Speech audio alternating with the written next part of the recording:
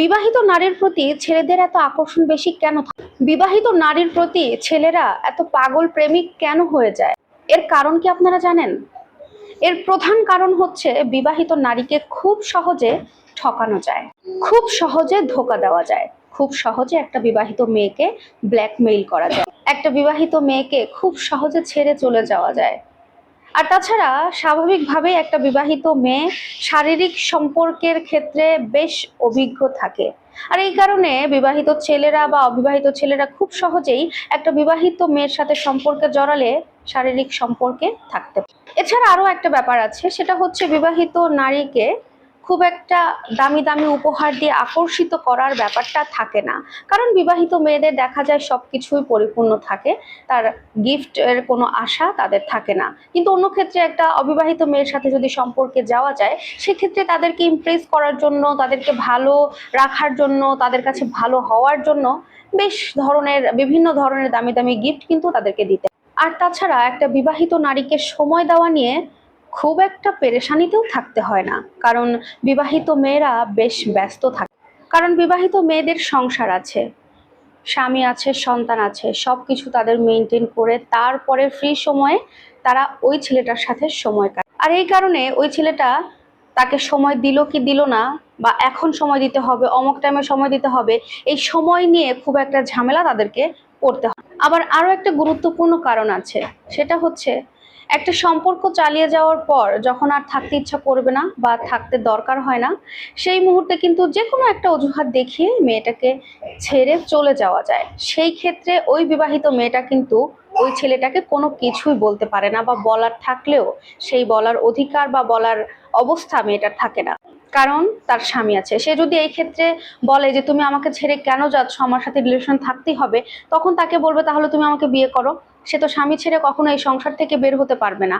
তাই ওই মেয়েটার সবকিছু চুপচাপ সহ্য করা ছাড়া আর কিছুই করার থাকে না। এই সম্পর্কটা আসলে তো নিষিদ্ধ একটা সম্পর্ক।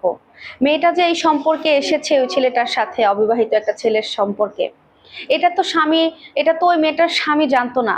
লুকিয়ে, সে সবার কাছ থেকে লুকিয়ে এই সম্পর্কটা চালিয়ে যেত। তাই তাকে তার সংসারটা টিকিয়ে রাখতে হবে, স্বামী সন্তানের সংসার বজায় রাখতে হবে, যে কারণে মেয়েটাকে সবকিছু চুপচাপ সহ্য করতে হতো, কষ্ট হলেও মেনে নিতে হতো।